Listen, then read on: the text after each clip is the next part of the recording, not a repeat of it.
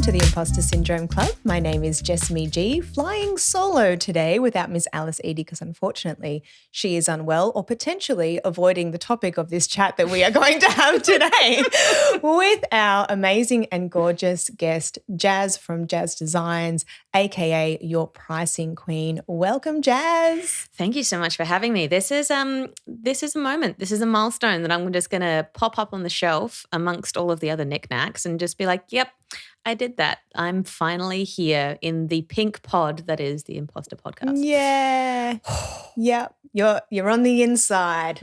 Now you've seen all of the mess that exists outside of the part that you can see on video, but we don't need to know that. You also match our studio very beautifully, I must say. Thank with all you. the teals going. Yeah. Look, when I was, back 15 years ago picking my favorite color, I thought, what color would they have in this lounge room setup? That's what I'll go with, so I'm ready. Finally, it's paying off. Yeah, look, what do I do now? Do I have to completely change my colour after this? No, but what you do have to do is read your own bio for us, Jasmine. So as you know, that's the way that this podcast starts in all our interview episodes. Rather brutal way of starting, but all of our guests do it. So would you indulge us, please? Absolutely. Well, the funny thing is when it came to organising this, I was kind of like, okay, I've got quite a few different ones. And I think that as creatives, we have a bit of a chameleon approach to who do I need to be in front of this person. But if I was to type into my phone, and I love a good keyboard shortcut, if you aren't doing text replacement keyboard shortcuts on your phone, prepare to have your mind blown. If I was to type in the words, hi there, I'm Jaz, no spaces, it auto-generates to this. Hi there, Q-Spill. I'm Jaz, your pricing queen and design superwoman. Teal-clad, total foodie, and super passionate about pricing for creatives. In my opinion, a creative is anyone who solves a problem in a non-traditional way, and that skill right there is the ability to create something that didn't exist yesterday, and it's more valuable than many realize. My love of teaching pricing was born out of necessity, often having confused creatives slide into my DMs wanting to know how to price with confidence, clarity, and of course, condiments. For the past few years, I have been fortunate enough to teach through my online courses, via my online community, my email list, my resources, and everything else I provide on my website. Almost every creative I have ever met is already discounting their worth before they've even served their genius, and I'm passionate about changing that recipe for success. So come find me at Your Pricing Queen on Instagram or come join the Creative Business Kitchen. Fuck yeah. Yeah. Now, that felt very comfortable to you to read. Yeah. Am I wrong? No, you are not wrong. Yeah. You didn't feel like that. I didn't sense an iota of ick there. And I think, you have a very strong brand. And when I say it's you, right? So I think there's weird ick that goes around that word for some reason. But I think it's so helpful, once you have that framing. So for you, it's food puns, that metaphor can just be the scaffolding that you build everything around, right? Yeah, it's almost like I rely on my scaffolding to keep me authentic. It keeps me honest. It keeps me passionate. It keeps me interesting, to be honest, because the fact of the matter is, if I was to take away my business, if I was to take away the fact that I'm a graphic designer, that I help other freelancers, that I do what I do, I would be the most beige person ever. Because I spend almost every waking moment thinking about how can I be creative? How can I make profit? How can I show others how to do it? It's an incredible passion for me. Hell, the only times that I am not that person is when I'm sitting covered in blankets, teal blankets, mind you, in an hoodie with my dog playing Pikmin. That's the only times that I am not, or cooking, but then still there's food in that as well. So that's the only times that I am not thinking about that side of who my personality is. It's the scaffolding that keeps me authentic with me. Yeah. So I'm super interested in a little bit of your story. Yeah. So you're a graphic designer by trade. Mm-hmm. You are now our pricing queen. And the work that you do, I was just having a look at your website before you came over today, and it's just, if you haven't had a look, go and have a look. We'll put all relevant links in the show notes because there is so much fucking awesome stuff for free. It's available there to have a look. But you obviously you're prolific in creating content and this sort of business advice and pricing advice for creatives. And you say that was born out of a need of your own necessity. But so can you talk a little bit to that sort of transition or that step from your own design business to this passion for pricing and helping other people do it? Yeah, absolutely. I feel like, it definitely was out of necessity. It started with friends or co-workers. And when I say co-workers, we're all one big business as freelancers. So co-workers means that, it's my mate Jimbo in Barcelona slid into my DMs and was like, I have no idea how to price this. Can you help me? And stepped through the process. And I only needed to be 1 or 2 steps ahead of where his information gap was to be able to help him and bring him forward. It was very important to me to be able to, if I didn't know something, go and find the information for it so I could help them, so I could, and because it didn't matter if that information existed out there for them to get, they were asking me. So that was my responsibility to try and find that gap and find the knowledge that filled the gap.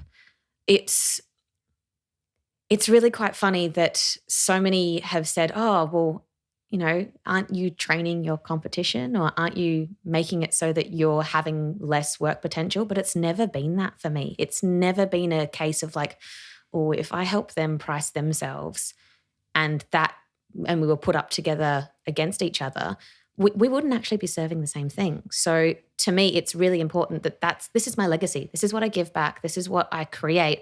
I'm not creating life in the form of children. So instead, I'll create profit in the form of freelancers. Yeah. Oh my God, I love that.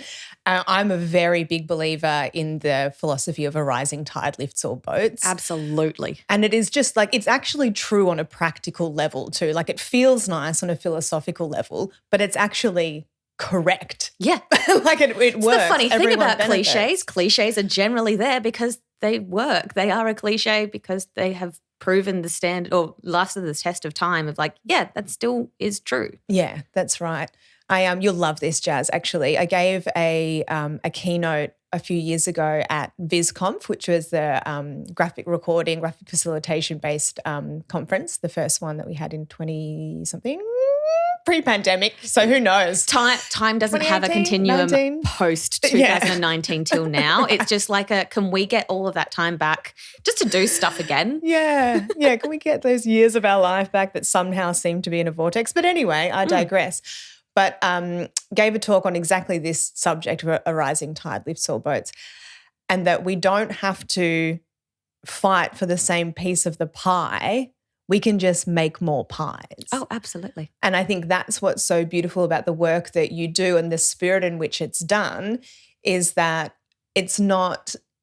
that is not going to hurt, that's only going to help and feed our tummies. This is what I really love.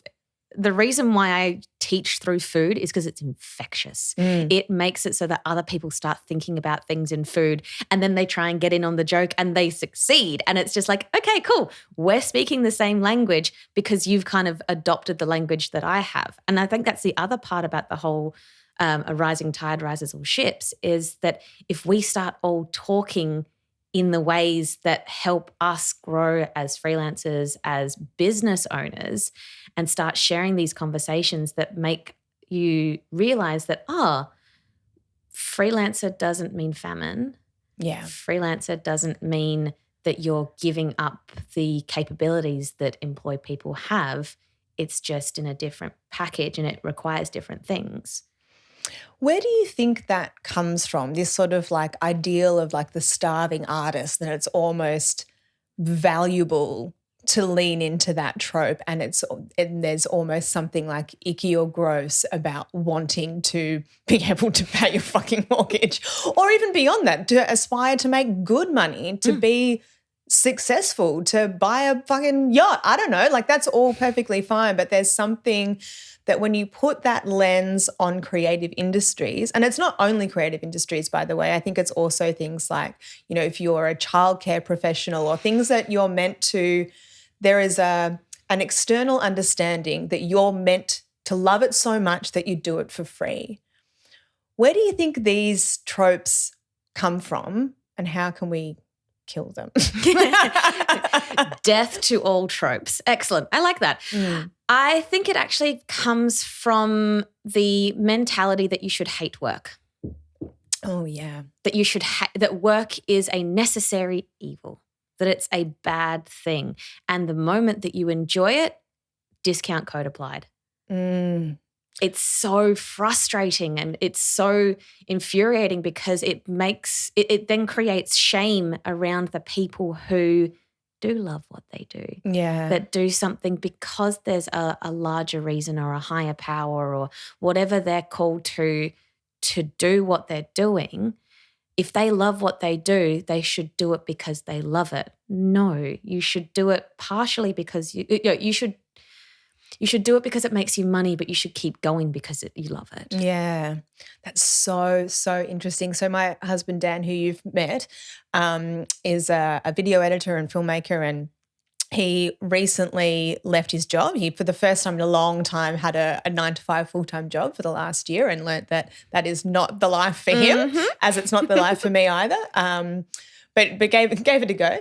But is now in this sort of interesting position, and he absolutely has a very ingrained sense of, yes, work should be hard. You shouldn't enjoy it.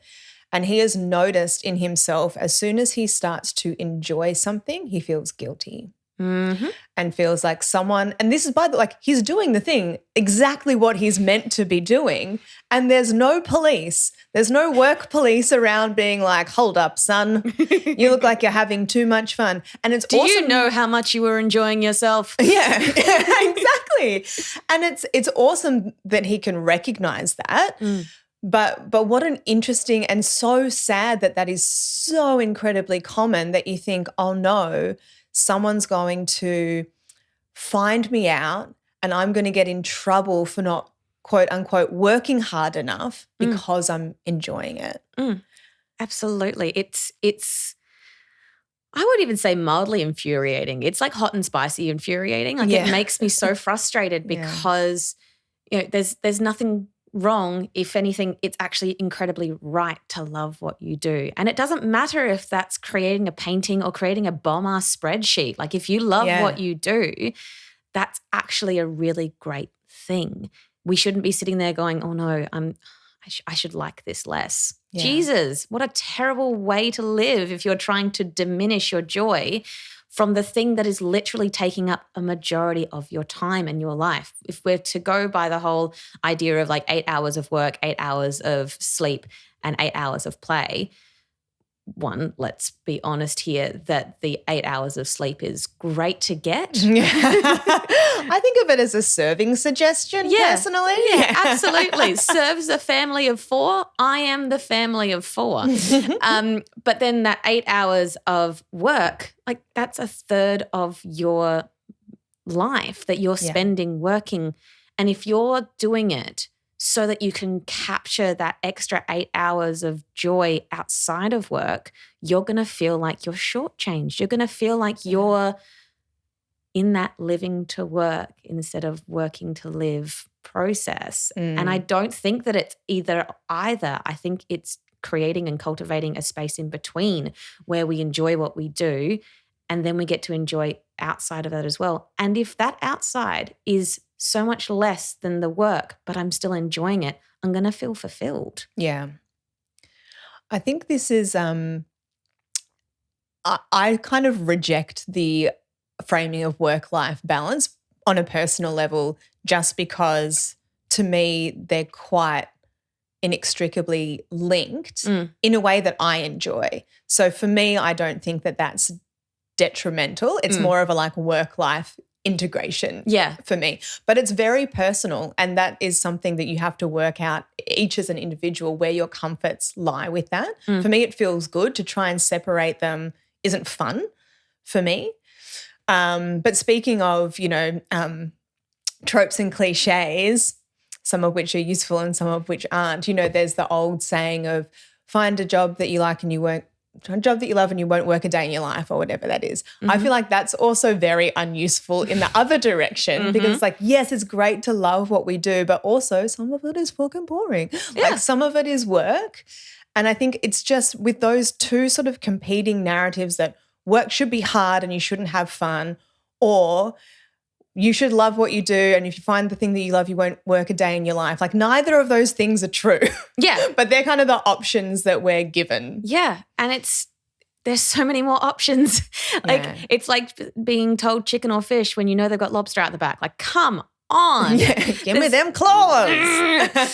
Well, just an oyster, just a platter of oysters, self to myself, that'd be great. Thank you. But I really do believe that when we say in that whole work-life balance, we get rid of every other thing that needs to be balanced in our lives. Family time. If we have to like shove family time into the lifetime, then we're actually not balancing ourselves as well. And then the work side of things, well, there's allowed to be joy in work. Sometimes work is more on some days and less on others, and letting it be less. Yeah. Sometimes letting it be less because it's like, oh, I've finished this and I don't really need to start something until later. Letting go of the idea that future you is going to be pissed off that you didn't use that time efficiently and now they're suffering. Letting things be not easy but simple and giving space for that as well. I think it's really, really important. So the more that we try and think of a work-life balance as a seesaw, we realize that we have to load up both of those with so much more than just work or just life. Yeah. Balancing joy, balancing a family life, balancing all the different other emotions that come up with being a human. Exactly. And to your point about the 8 hours, I think part of and this might be semantics, but part of the thing that I find really problematic about that framing is that it's suggesting that those 8 hours a day you're at work are not your life. You're still living. You know what I mean? that should be like a thing. It's like severance, that you should be able to walk out of that and close the door on it, and that's not part of your life seems incredibly sad to me. Yeah, to me it's kind of then going, you must switch off. Yes. I spent way too much time holding on white knuckle grip to the shame that I don't like to switch off. Yeah. I think it was a couple of, or maybe even just in this past year, that I was actually finally able to allow myself to sit in the fact that I don't like to switch off. Because when I switch off, I am uncomfortable. I'm not creating in any way, shape or form, which is the thing that brings me joy. Yeah. Which is the thing that makes me feel alive, which is the thing that makes me feel like I am working towards the next version of me that I get to discover what their version of success is. And if I'm sitting there going, I hate this, but it's supposed to be the thing that I've been switching off and working towards, then it's just going to feel empty. And it's only in this last year that I've actually been able to feel confident and comfortable around that. But then the societal pressures come in. And, you have a friend, a well-meaning friend, a friend that you definitely appreciate their concern, but do not share their opinion of going, but are you taking time off? Yeah. And yeah, I might be, but your time off and my time off look completely different. There's a great, I think it's a video or an article. It's been a little while since I watched, called The 7 Types of Rest. Yep. And covering things exactly like this. Like my rest is not going to look the same as your rest. And I think even, the difference between Dan and I, like I am very good at doing nothing. Like I can sit on the couch with the dogs and just watch like hours of reality TV. I can do that. I mean, I have a limit to how much I can do it, but as in like he will get very fidgety, like just sitting still. Yeah.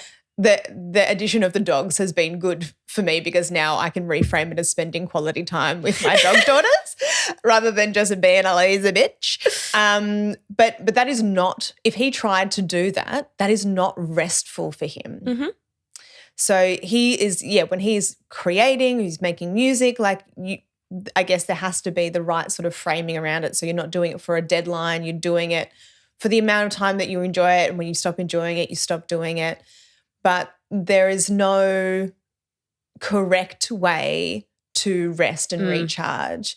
And depending on all sorts of things like your proclivity to be introverted or extroverted or any of that sort of stuff, what feeds you energetically could very well be the thing that drains someone else. But we don't know how other people work, so we just have to trust them that they do. I think I found my way that I recharge on a family holiday to Fiji. We're going back about 4 or 5 years ago. And I found it in the weirdest way. So for the longest time, I had been like, I want to get an iPad, but like I don't know whether I'll use it enough. I feel like you and I will just sit there and like giggle at that because it's a very recognizable thing from where we are now, both illustrating quite constantly. But I bought it and I went on this family holiday and I got about 2 days in and it was with all my now husband's family.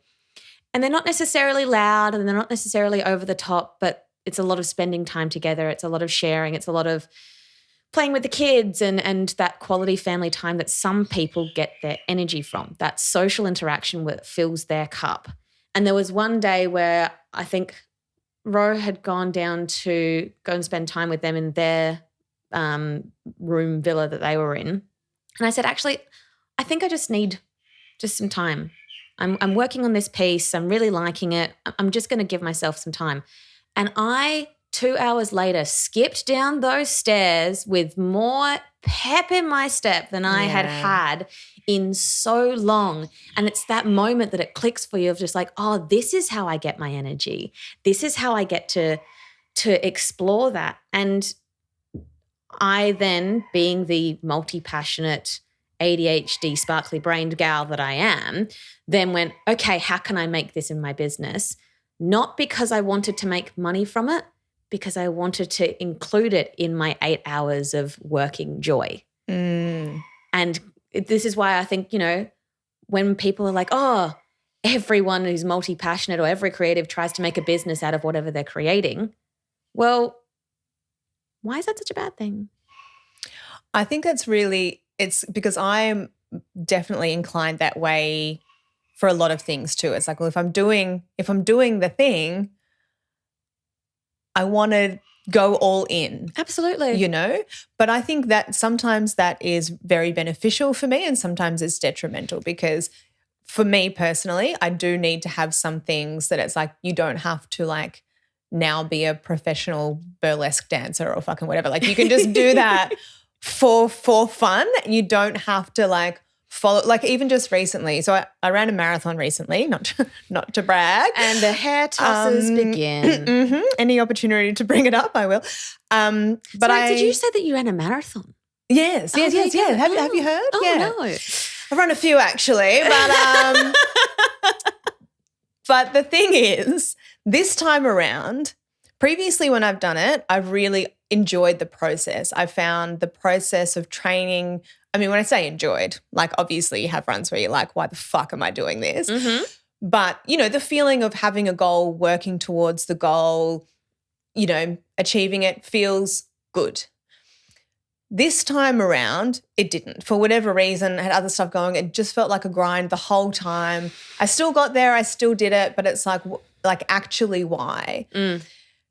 Then recently I found myself going, oh, I should get – so that was at the end of May and I haven't really run since because horrified myself. Cold turkey, hard. Well, that has happened following the previous marathons I've done too, of just like not run for like a year. You just give up walking. Enough. You're just like, you know what? I will be carried everywhere. Dan, piggyback. Yeah. I mean, you're not entirely wrong. But I noticed myself going, oh, I kind of feel like picking up running again. But straight away I went to, the Melbourne Marathon's in October. I should book in for that and try for that. It's like, no, bitch, you can just go for a run. Like you don't have to do the whole thing. And I think it's really interesting, those tensions between things. So that characteristic is actually something I quite like about myself. And I think has brought me success in a lot of ways. I think it has also been a detriment in other ways. So it's trying to like figure out where your superpowers are and wield them in a way that is helpful Yeah. Which is hard. And I feel like that's a lifelong journey. Like I don't think there's a simple answer to that. But yeah, you're going to be 78 and be like, I should sign up for another marathon. I definitely should. It's definitely what I want to do. But I think it's about reframing what that fulfills within you. Yes. I mean, there's a reason why I have a box that says Jasmine's cross stitch phase in my garage. Yeah. Because for a time I got really obsessed with it because it kept my hands moving and doing things, and it didn't go towards my business. And I was still in that kind of shame phase of I shouldn't be drawing on the couch watching TV if it's for work. That's me time. What am I doing?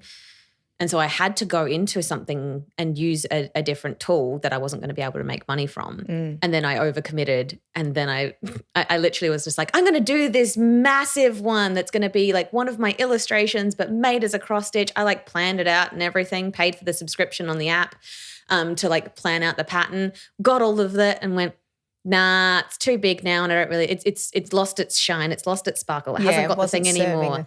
And I think that it was in that I was kind of like, maybe I like making money.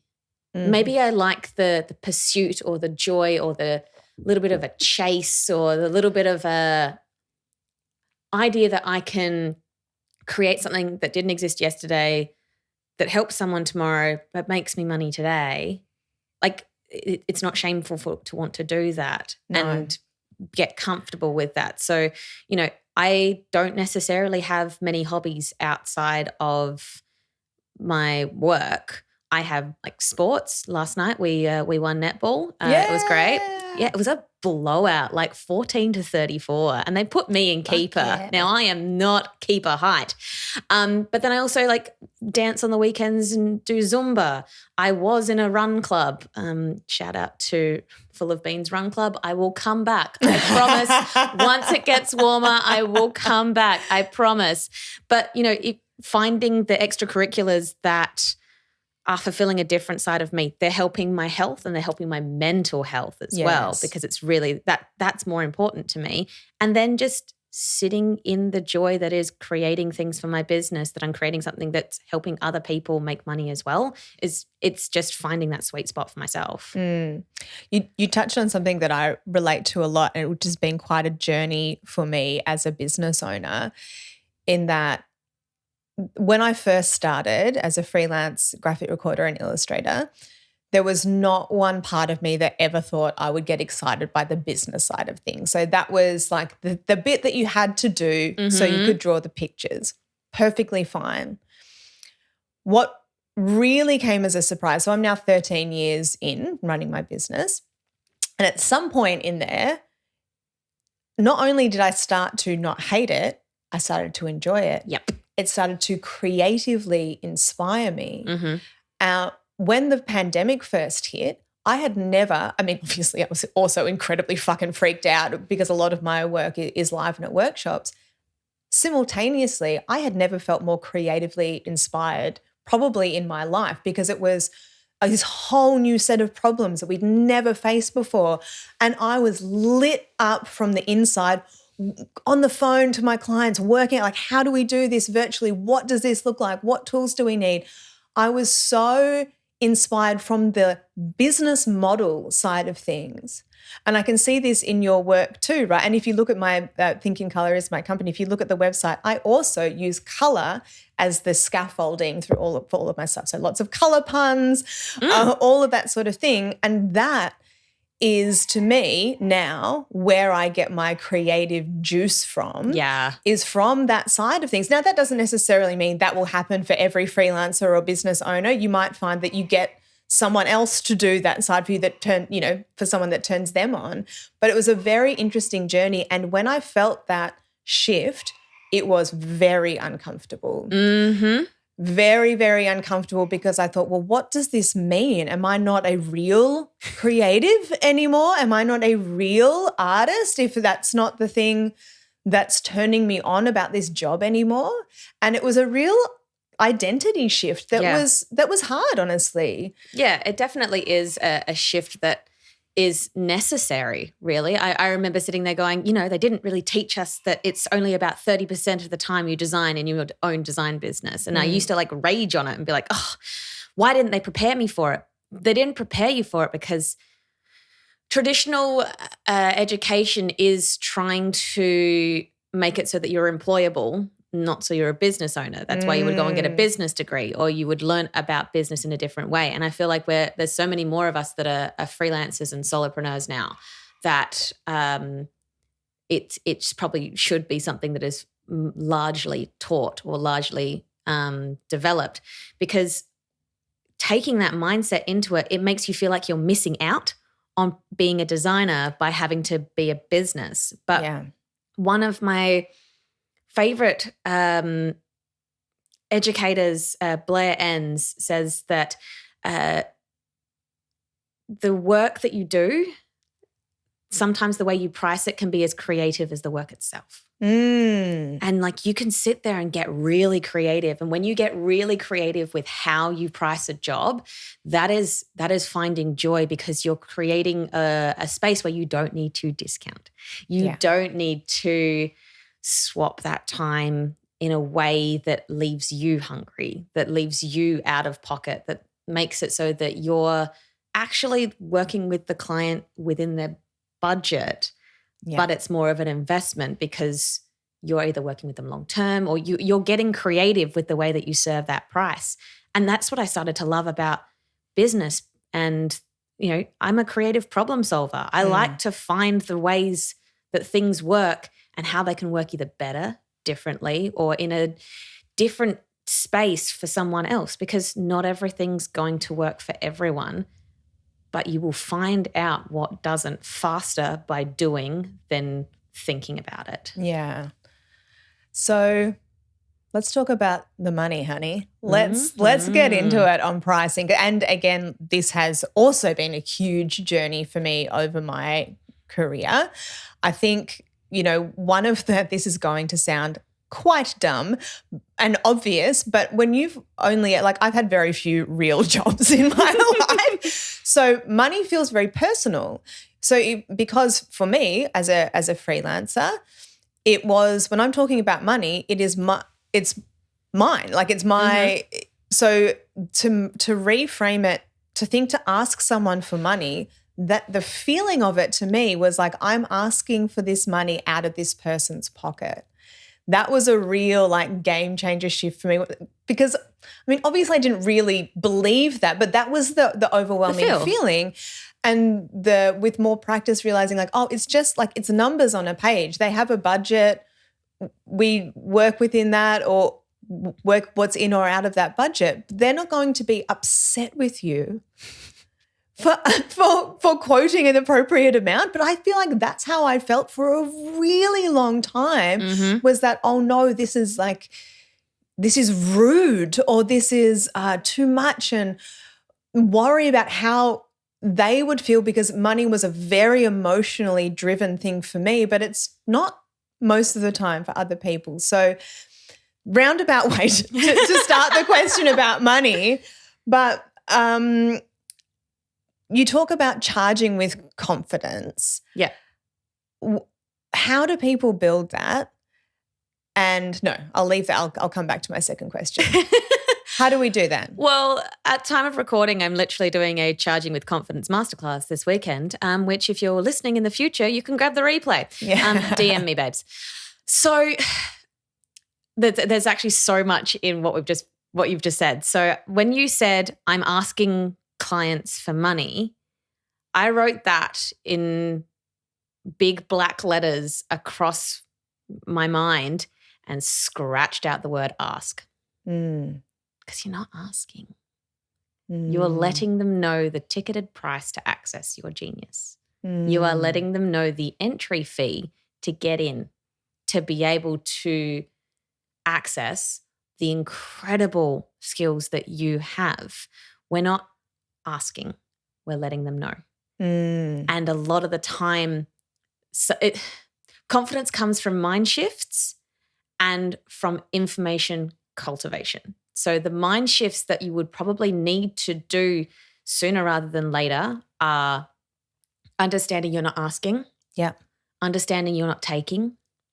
Understanding that it's not your money, that you're charging, so you wouldn't be paying your rates anyway because you can do what you do. And you're not taking it out of their back pocket. You're fulfilling a need that they have an allocated amount of money, or you're solving a problem that is costing them an allocated amount of money and fixing that problem. Yeah. You're not taking from them, you're actually giving to them. You are fulfilling that. It's something that they haven't been able to do themselves, otherwise they do it themselves. Yeah. And then when it comes to the cultivation of confidence in information gathering, a lot of the time when I found myself feeling unconfident in the situations where I needed to either quote a client, charge a client, get more information to be able to do my job, sitting there frustrated and like, I can't solve this, I can't work this out, I can't work out why it's not working. You have to start asking yourself questions of, have I asked enough questions of the client? Am I trying to solve a problem that's actually theirs to solve? Am I trying to actually answer a question that they need to be answering? Or have I found myself in a situation where they've put the responsibility or the decision-making in my court when the results of it aren't going to be felt by me? They're actually going to be felt by the client. So, we as creative professionals know what colors, what fonts, what layouts work best in our own professional opinion. But if we're having to try and come up with, say, for instance, a copy headline that encapsulates their product and what it does without enough information to know what it does, without enough information to know how it's being sold or where it's going or what it's doing, and we make a decision and it's wrong, that's not our fault, but it is our responsibility. Understanding that fault and responsibility are completely different things. And you can and should, as the creative professional in the room, make sure that you hold them responsible to give you what you need, and then take that responsibility of yourself to use that in the right way so that you can solve the problem. This is the reason why we so often feel like, oh, the client didn't like my logo, or the client didn't like what I created. Well, you might not have asked enough questions. Say, for instance, this flyer that I'm creating for you, is there other pieces of collateral that will be seen in the same space? Or is there other existing design elements that I need to adhere to be able to make sure that this is a cohesive design? Understanding that those information pieces and nuggets are hidden in their brain because they don't know what you need to be able to do your best work. You do, so just ask for it. This is very, very excellent advice. And I think it's that briefing process is so key and something that you definitely get better at over time. And just thinking about it now, some of my longest, most loving, successful, ongoing client relationships, I love all my clients, by the by. I've gotten rid of the shit ones. I've absolutely had ones that have like tried to jump on the train because they see the genius, because they see the ability, because they see the value, and then they do things that are red flags, and I go, off you go. Yeah. I don't need that. I don't need that. And that is, you get better at recognizing them over time, don't you? But I think, so some of these, the most, lovely, long, ongoing relationships with clients have actually been clients that I've talked myself out of work to begin with, because in that briefing process identified that actually, no, I'm not the right person for this job.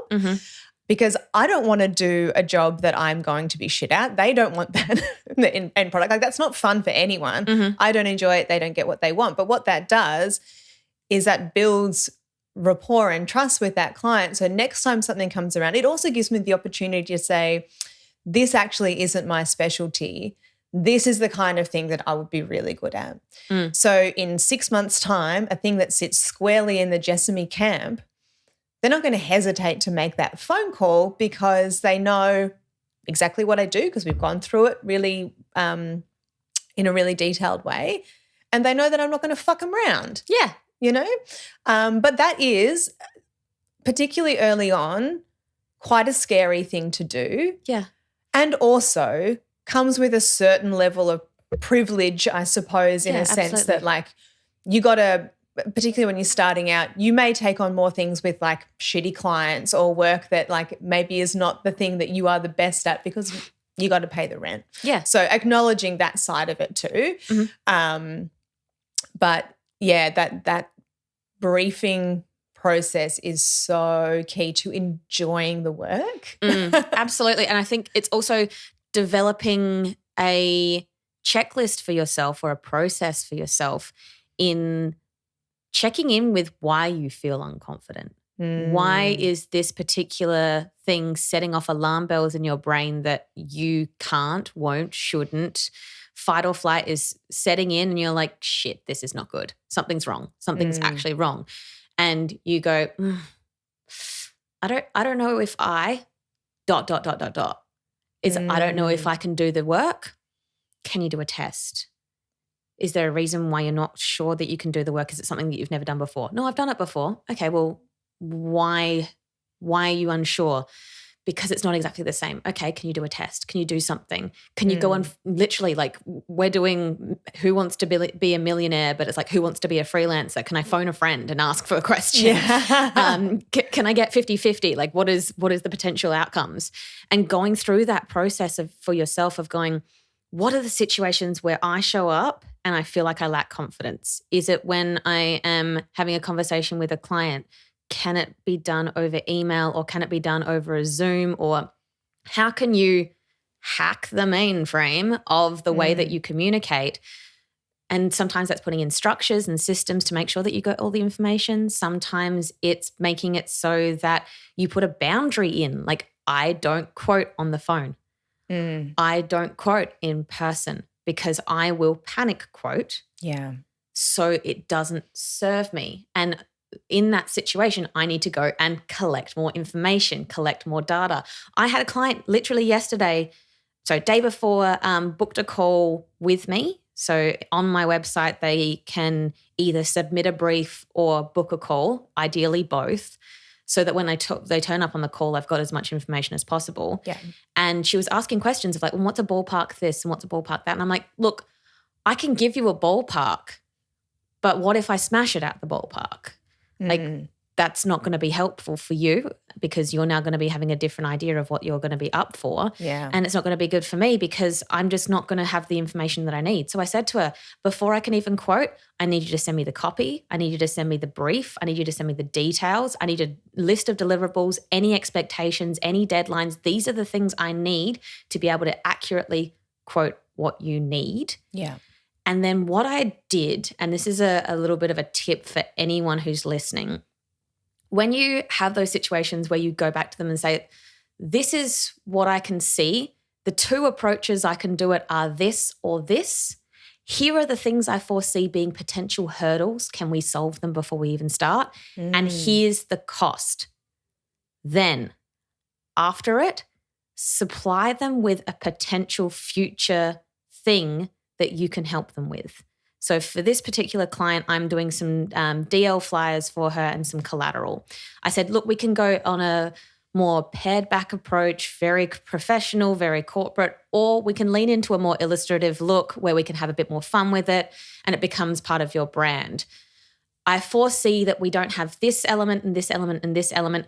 You potentially also at the moment we're not communicating really well on the price point and whatever it is that we need to actually make it so that someone can buy what is actually on the DL. And then here's the price. And then once we're finished with this, I really would like to sit down and talk to you about your website because I can see some areas that I could really add benefit and value to it to make it so that you could make more sales. Don't have to think about it now, but definitely have got it on my radar and I'm thinking about it. So first, let's start and let's knock this one off and make this happen so that we can handle the bigger problems. And so she's already like, oh, not only is she going to solve this problem, but she's told me the next problem that she's going to solve. And I've added zeros to my value. I've made it so that I could probably put most different numbers. I think I charged $1,500 for that job. Now, that old me would have charged maybe $700, $800, but I know that I can portray confidence in that space, not only about the problem at hand, but the future problem. And so it doesn't matter what dollar I put on it. It's risk reduction and confidence cultivation in that interaction that I've created, not only current job to do now, but future job to do in future when they're ready, because they have the ticket price. You're clever. Thanks. Something I've heard you talk about a bit recently is the idea of worth versus value, which I find infinitely interesting and I think is relevant to this chat. Could you talk to that a little for us? Sure. So worth versus value is a really interesting space to get into, because generally when clients are wanting to find out the price of whatever we're doing, they'll say, oh, what's it worth? Doesn't matter what it's worth, it's what it's valued at. So worth is important to the person or persons that are experiencing it. So if I'm experiencing the process of doing a logo, that's got nothing to do with what the client's not going to feel that. The client's not going to feel what it's like to do 742 sketches and still not get there, and then get angry at a Bezier point on a Friday night at 10:45. They're not going to feel that. And that's what it's worth to me. It's worth me either accepting the job and knowing how much I need to charge to be able to justify me doing the work, but also justify me not hanging out with the dog and playing Pikmin, to justify me not taking on another job, to justify me not blocking out that time for someone else to come along. Worth is more about what you're doing. Value is about what you're creating. So you're creating value for the client when you create them a logo, a piece of work, a piece of branding, a piece of any collateral that's actually going to make them money. We're in the business of creating visual elements to make our clients money. If it's not to make money, then why are they doing it in business? Businesses exist to make money, both the clients and yours. It's a really mind shift that ends up happening.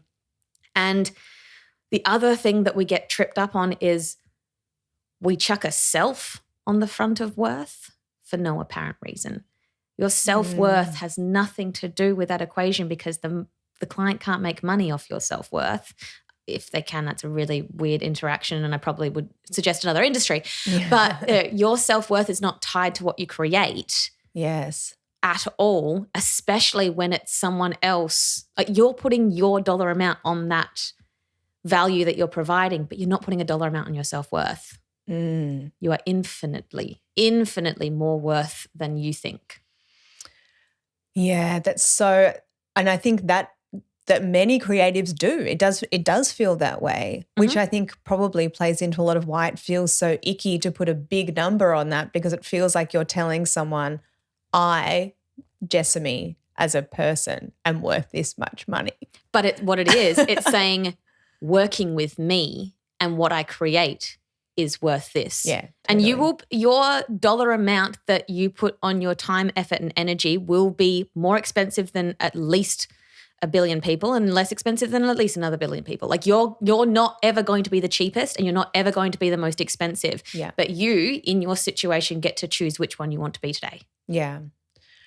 I really love how you were speaking to these sort of structures and tick lists and stuff, because you had a recent blog article around imposter syndrome. I noticed, you girls saw. And one of the sort of headlines from that was saying, like, why does this happen? Because creativity isn't quantifiable.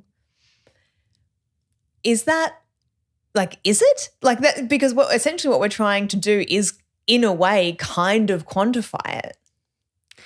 You know what I mean? I would actually disagree. Yeah, okay. Cool. We're quantifying the outcomes of our creativity. We're quantifying the ability to make money from the skills that we have cultivated over time, to then put that dollar amount on the outcomes of our creativity. And if we're trying to put a quantifiable element on our creativity, we are always going to undervalue ourselves. We are always going to undervalue it because we can do it. They can't. Yeah. Yeah. Okay. Got it. Agreed. Oh, God. We didn't come to fisticuffs. Thank goodness for that. It was just like that moment, like, okay, that's all we have time for. We're leaving now. Get out. Get out. But on imposter syndrome, as we occasionally bring up on this podcast called the Imposter Syndrome Club, obviously it's very relevant to this whole conversation around feeling confident in what you're doing, not feeling like, oh no, they're going to find out. Mm-hmm. Because, you know, there's no like, you don't go, I mean, you can go to uni and study graphic design, but it's not like being a surgeon where it's like you really have to, you know, like you can't self-teach brain surgery. I don't know, YouTube's getting pretty good right now. So I think that kind of plays into the confidence things in some ways, and it's less clear like what is and isn't, you know, what constitutes experience or credibility, I suppose. And the other classic one, of course, is comparison. What are other people doing? Am I as good or better than that person? What are they charging? Should I be? So I'd love to hear you talk a little bit about kind of your thoughts around managing imposter syndrome as it relates to pricing as a creative. Yeah. So imposter syndrome is Izzy. I've named her, and it's the only way that I can deal with it. Izzy pops up at the times that I feel unconfident. She sits herself down right next to me and is like, you sure? Yeah. You sure? I don't know. You sure? And I have to sit there and disprove her, to accept that, you know, imposter syndrome shows up when I'm outside my comfort zone, and I've got the ankle monitor that lets me know I'm outside of my comfort zone, buzzing and whizzing and freaking out, trying to get me back into comfort where I know everything is safe. And understanding that that's actually a really good indicator that I'm trying something new, that I'm creating something that didn't exist and that I might be able to pursue as something new or interesting. Like, shiny object syndrome is absolutely a big part of my life. But if I then sit there and go, whenever I try something new, it's going to be bad, then that's not going to be helpful whatsoever. The comparison side of things as well is an interesting one, and I definitely have felt that process myself when I've gone, oh, well, what if someone else is charging more or less than me? And I'm like, well, they're not asking them, and if they are, that's okay. Yeah. Because if a client's coming to me and I've quoted $6,000 for the work, and then they've got someone else. Actually, no, this happened a couple of months ago. Excellent. Yay, story time. So a couple of months ago, I had a big national brand come to me to do a bunch of murals on the sides of shipping containers. Mm-hmm. I knew that it was going to take a lot of problem solving beforehand. So before I even quoted them, I actually asked them to send over a drum, which was the same material and the same paint that the base paint had been, so that I could do all the testing. I then did research into it, and you're probably sitting there going, oh, wait, so you just spent all of this time and you didn't even get paid for it, because spoiler alert, they didn't go with me. But I would have been more concerned that I couldn't solve the problem or couldn't do the job if I didn't do the testing that I did. Yeah. And so when they came to me and we did the first quote and it was $30,000, and then they came back and said, look, we've got less than that. It's probably closer to $20,000. And so then we reduced the deliverables in line with the dollars and made it so that there was some parts that were simpler. There was some parts that we would do in vinyl instead of paint. So we were reducing my outputs so that it could justify a lower price. And then I think we got down to about $13,000 for this originally $30,000 job, which I was sitting there going, it's just worth it. It's just worth it for me to do. It's the whole coming back to worth. And a week passed and I'm like, okay, so I need to book this time in. If we're doing this, and it's my responsibility to keep on the client to be able to say yes or no. And they came back to me a week later saying, we've found someone that will do it for 6K less. And old me would have sat there and gone, oh, I didn't even get the opportunity to change that. Why didn't I get the opportunity to be the one who charges 6K less? And it's with clarity and confidence that I can sit there and say, I wouldn't have done it for less. Yeah. I wouldn't have been interested in doing it for less because I had done the research and the information and the cultivation of the information that I needed to do to know that it was not worth $7,000. Yeah. It was not worth me putting myself in that position to say yes to a job that's not going to pay what it was worth to me to do. Yeah. And that is such a hard and ongoing lesson. And I'm sure everyone will relate to this, where you do something like that. You say yes to something that you kind of know you shouldn't have. You should have charged more. You should have given a longer lead time, whatever the thing is. You've agreed to something that's going to be incredibly uncomfortable for you for one of many reasons. Mm-hmm. And when you are in that project, you would give anything to get out of it. Turn back the clock and just say no. Yeah. For any amount of money, it's just not worth sitting there cursing your past self. Yeah. For having that feeling and going and getting scared and going, no, like what happens if I don't get this job? Want to know what that's called? Resentment pricing. Yeah. Oh, wow. Yeah. So Tell me more. if you are pricing and you have resentment once you're in that, you are creating a eco space where you go, I have resentment pricing. And if you can name it when you're in it, you won't do it. Have you ever been in this situation where, say, something's going to be a pain in the ass? I've already got the client in my head ready. Yeah, okay. Go. You just have the feeling, so you go, you know what?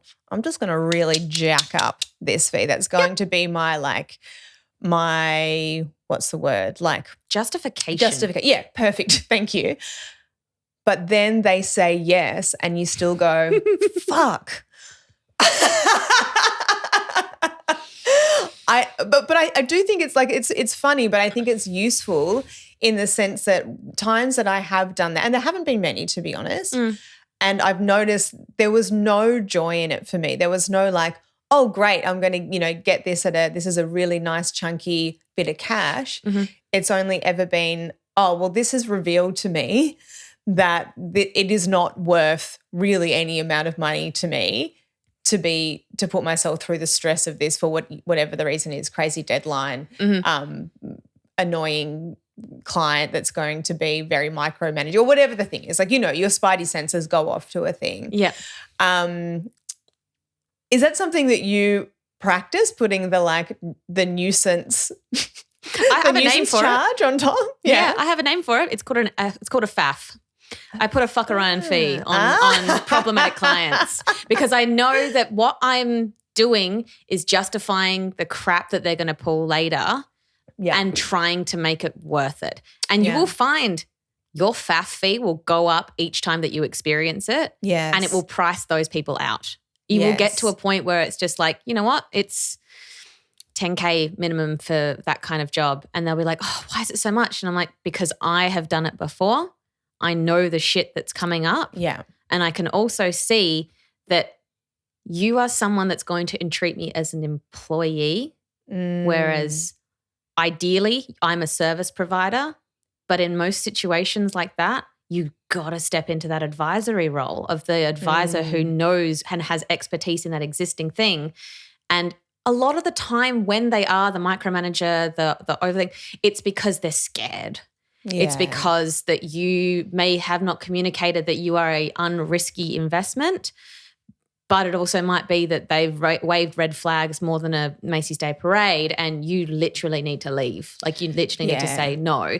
And I feel like it's really, really important for any listener to hear the next words that I'm about to say. You are allowed to say no at any point. It doesn't mean that you can't. You've served the quote, you can still turn around and say no. You're halfway through the job, you can still turn around and say no. You can still take a beat, take a moment and go, look, this has changed from what I originally thought. Your responsibility in that process is, one, to have a good contract that covers you and you understand what happens when those termination situations happen. They do happen. They are not an indication of bad business. They're actually an indication of good business, because you are cultivating what you are actually able to, willing to, wanting to do. Secondly is you would then need to know that you are creating an inconvenience, not guilting you, honey, but you are creating an inconvenience so you, to maintain that relationship, would find someone else that can fulfill it, whether it's a white label situation or whether it's just passing them on and giving them giving that next person the information that they need to be able to do it well as well. What does a white label situation mean? A white label situation is where you would hire someone else to be able to do the work that you then deliver. So it's basically like, say, for instance, a client that I'm working with, I've got an illustrative piece that I'm like, actually, this is really in Jessamy's style.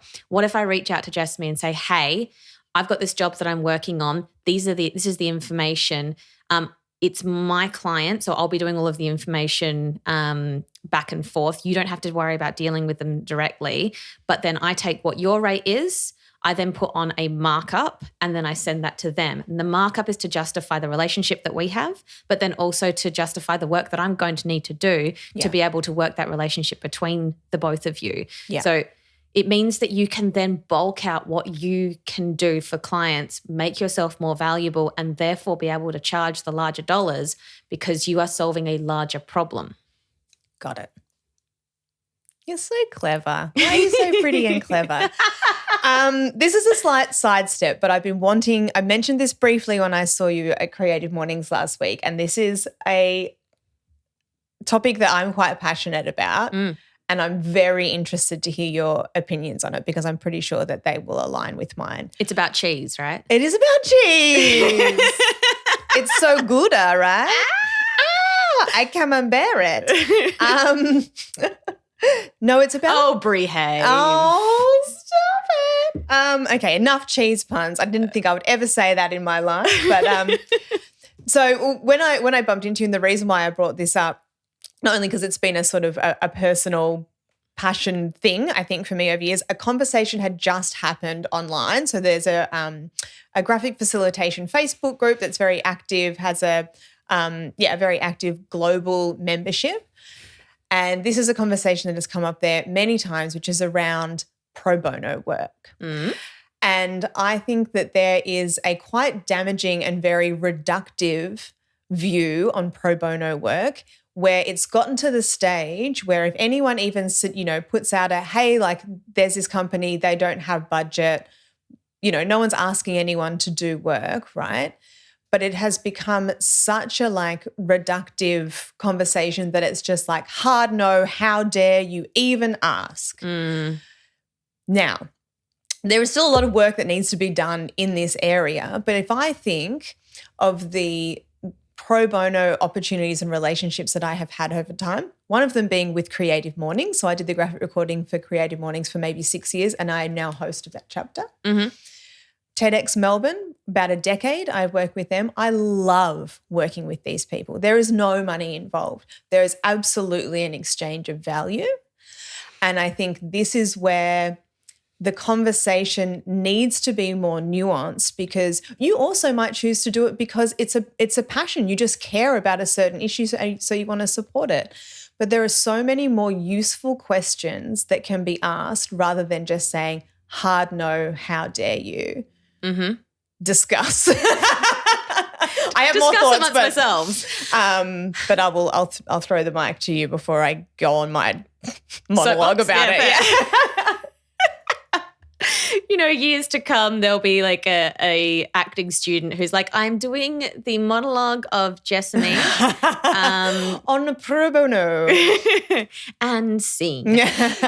So when it comes to pro bono, we need to remember that full-on businesses are not built on solely pro bono work, but a pro bono or charitable element of your business is actually quite healthy in small doses. Yes. So you need to be able to communicate the value in that. And a lot of the time when it is a pro bono situation, I actually highly recommend using a thing called a memorandum of understanding or an MOU. Moo. And so having a moo in place means that you can communicate what the value is that you are actually exchanging, and then they can understand what they're getting and potentially come to the party. We don't put that responsibility on them, but we're making sure that we actually still communicate what our value is, because if we're doing something for free, it's a very different situation to doing something for exchange of value. Yes. And that's where I think we hold back on a lot of the conversations that we don't have. I will say right now, I am the breakfast partner for Creative Mornings. And that to me is like a really important thing for me. And it's important for my business to have grown to a position where I'm able to do that. And that was one thing that I was very surprised with a lot of the response when I spoke to a couple of people saying, I'm the Creative Mornings breakfast sponsor. And it was met with shock of like, I'm surprised that you're able to do that. And I've built a business around that idea of doing that. But part of that is also recognizing that I'm going to turn up at 7:00 and I'm going to help set up chairs. And I'm going to be around to talk to other people. And I'm going to probably look for ways to connect with other people and still be part of the team, but also be the sponsor. And there was actually something that you did last week that kind of was just a bit of like this is where you are, Jazz. You came up to me afterwards and you said, "Are you happy?" Yeah. That's nice of me. Good for you, past Jessamy. And you came up to me and said, "Are you happy?" And I went, "Yes, of course." But it was me kind of sitting there going, it's a different dynamic than just being part of a volunteer situation, because there is the sponsorship side of things. Yeah. But to me, this is about creating and cultivating relationships, both in the team of the people that arrive, and that, it extends my reach to a group of people that I know need what I serve. Yeah. It's reciprocal value. And that's a really important part of it. And the reason of that being so important is because of the way my dad brought me up. So I am a daughter of small business. My dad runs butcher shops. My mum was a mobile hairdresser when I was younger. But my dad always had the idea of, you need to be big enough to serve someone but small enough to know them. You need to do enough and be big enough to be able to facilitate everything that they want. But you need to be small enough to know that their kid's birthday is coming up. I love that. Yeah. Or you need to be small enough to know that they're gluten-free. That they would be really they would really, last time that they came to the counter, they wanted a lamb roast and it was 2 kilos, and you know that that's an hour per kilo plus half an hour, so you can help them be able to feed their family. Yeah. Be able to be sharing that moment. And that doesn't mean doing things at a discount. That doesn't mean giving away your services. It just means that you need to be able to create those connections and those relationships. And so Dad, over the course of, 27 years, maybe more, he sponsored so many different sporting organizations, groups, and it was really important that you be big enough to throw the hand back when you can. Yeah. You share with the people that can help you find your value as well. Because it's so cool being in the Creative Mornings space. Like, it took me 1 Creative Mornings to become a sponsor. Like, you must be doing something right. Yeah, we reel them in good. Yeah, babe. And so, I'm sitting there and I'm like, no, I have to be part of this. So it's definitely a space where I'm able to then go, because I'm part of the team, people might be able to then have conversations with me, and I'll be able to show them how I can help them, that I can start these conversations and be put in an eco space where I activate my own genius, where I activate my own ability to show up, to see people, to be the person that I needed when I was starting out in freelance. Yeah. And I think you've hit on a few things that are super important, be it, sponsorship or pro bono work. It's sort of kind of similar sort of thing, really, isn't it? But one is absolutely communicating value. finding the right thing that genuinely feels reciprocal. Mm-hmm. And I think that's what's been so awesome about this relationship between Creative Mornings and yourself and Shane from Belafonte Coffee. So essentially you are paying his bill every month. That's kind of how it works. I didn't know that part of my business was definitely going to be paying for coffee and bagels, but it tracks, babe. It works. It tracks. But this is, with the food metaphor and that like these, it could not be a more perfect audience for you. Also, our audience are genuinely getting something out of your involvement. Mm-hmm. They are getting genuine value. I've had 5 people since Friday all send me DMs saying I took this into my next time that I quoted. For those who are playing at home, it was don't quote for how fast you can do the work, quote for how long you need to do your best work. Yeah. And this really resonated with so many people, and that's just the first taster.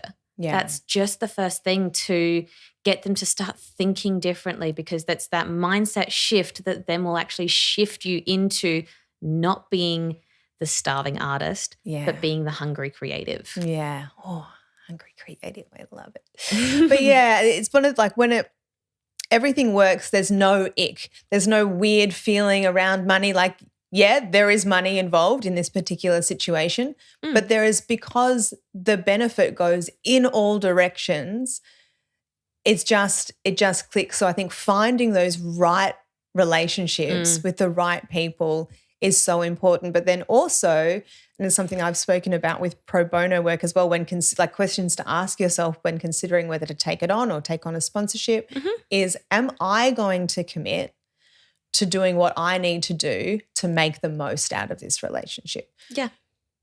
Jaz is very committed.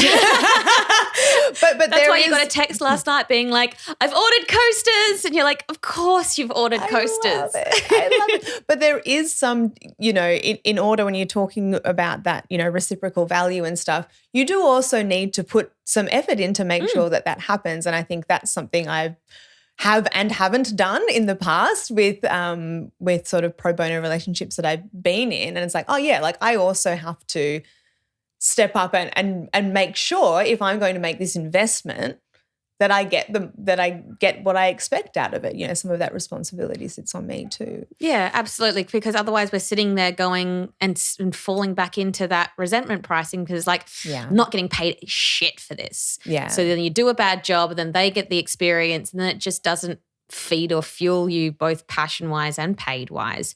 And so then we're sitting in this position where we're like, I wish this was different. Well, you have the opportunity to make it different. So it's up to you to make those changes, to make those alterations in as soon as you can, as soon as possible. There's also definitely space for when a client gets quoted, say 10K, and they're like, oh, we've only got 6. And you then reduce the deliverables, but then you can say to them, look, the lowest I can get it down to is 8. So there's about a $2,000 deficit. But I've noticed that you have a really good PR arm of your business. Can we get that working for us? Or can you have a photographer on staff? Can they do some photos or some video for me? If you can allocate that almost barter deficit of where they should be paying, where they can pay to build up that value, and thinking about, that value can then build the next job and the next job and the next job, and give you something that you wouldn't have had access to before. Yeah. Everything is currency. You just need to get creative with it. I love that. And that's really taking a problem-solving lens, because collaborating with your clients in that way is how the best stuff is always going to happen. Like It's not they're your partners and your buddies. Like you're not in war with your clients. And I think that it can feel like that to some people sometimes. But yeah, like working together to solve the problem is what you're doing. And whether that involves, creative new ways to look at it to get to solving the problem within their budget. Great. And the funny thing is, when you work together, you respect each other more. Yeah. Because so often when we've got that uneven relationship with our clients where we are working for our clients and our clients are hiring us and allowing us to be working for them, it's off balance. We're never above, we're never below, we are equal. And if we can continue to create that equality, in the way that we communicate, in the way that we charge, in the way that we show up for both ourselves and other freelancers and our clients as well, it's going to be a much more valuable relationship both now and in the future. Yeah. I can't really think of a better way to round out the conversation than that. You are so eloquent. My goodness. But before we do, you've got a whole bunch of exciting shit going on. Tell us all about it. Where can people find you? You've got a membership thing that sounds incredible going on. Tell us about all of your things. Well, it's pretty damn exciting. So basically, okay, I'm going to start that sentence again because I got too excited. Like you hyped me. You're like, I'm like, yes, do. Okay, so as part of the Creative Business Kitchen, I have decided to fling open my knowledge pantry and form the Freelancers Pantry. So this is my hand-picked ingredients, tools, and things that I use in my business to help you find your pathway to profit and freelance success in yours. It is lovingly created and well-stocked for ambitious creatives who actually want to make more than just a living, but actually make a life out of their freelance career. So if you head to, and I'm actually going to pop it on its own landing page for the Imposter listeners. So if you head to creativebusinesskitchen.com/imposter, not only will you be able to access the pantry, but you'll also be able to see any of the previous masterclasses, which cover so many different topics and are part of the Freelancers Pantry if you sign up. But you can also grab my free pricing calculator that actually takes you back to step one and helps you work out the dollar amount that you need to be putting on your time to create more money in your business, whether that be altering your expenses, whether it be heightening the way that you show up with a salary, maybe changing the way of the hours that you need to be putting into your business.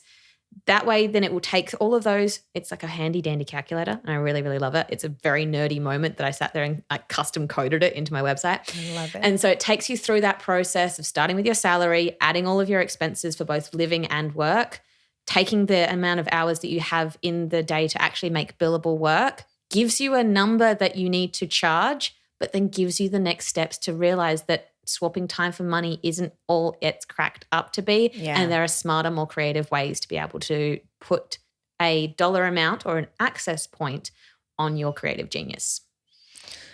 Fucking amazing.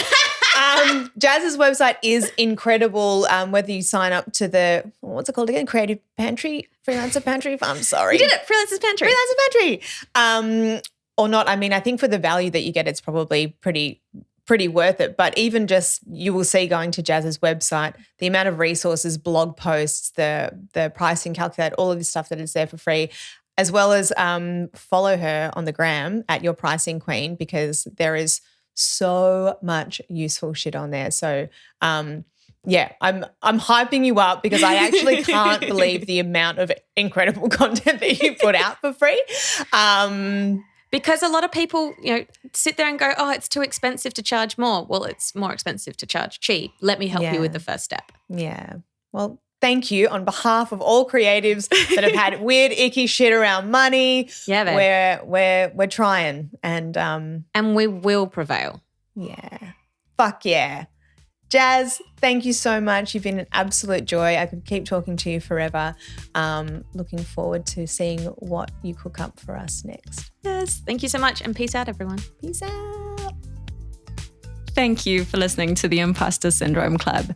Please follow us wherever you find your podcasts. And if you're feeling extra kind, rate and review. Or if you got any insights or value from this, share with a friend. You can also find us on Instagram at ImposterPod or online at impostersyndromeclub.com.